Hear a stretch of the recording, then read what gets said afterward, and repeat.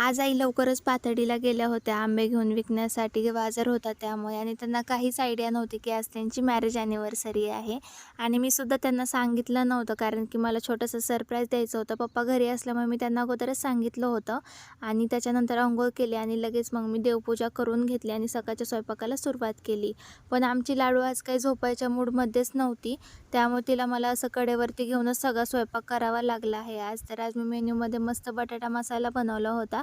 जर तुम्हाला माझ्या रेसिपीचे सुद्धा व्हिडिओज पाहिजे असेल तर मला कमेंटमध्ये सांगा, मग मी ते सुद्धा टाकत जाईल व्लॉगमध्ये. तर आज मी मस्त बटाटा मसाला, चपाती, कांदा आणि मस्त कैरीचं लोणचं केलं होतं. स्वयंपाक झाल्यावरती मग मी लगेच घर आवरायला घेतलं आणि हॉलमध्ये आले तर कपड्यांचा अक्षरशः राडाच पडला होता. तर म्हणलं अगोदर ते सगळं साफ करून घ्यावं. कपड्यांच्या घड्या वगैरे घालून नीट ठेवून दिला आणि आमच्या घरात झाल्या होत्या जाळ्या, जे की आमच्या पप्पांना बिलकुल आवडत नाही.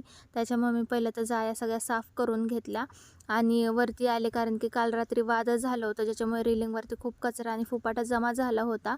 आमच्या खिडक्यांना सध्या स्लायडिंग नाही, ज्याच्यामुळे खूप असं फुपाटा येत असतो. आता 10-15 दिवसात बसतीलच.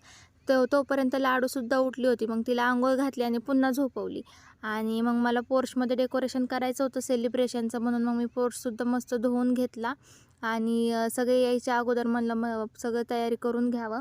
म्हणून ताई दादा ते सगळे येणार होते, म्हणून मला स्वयंपाकसुद्धा अगोदरच करून ठेवायचं होतं, म्हणून मी लवकरच स्वयंपाक केला होता आज.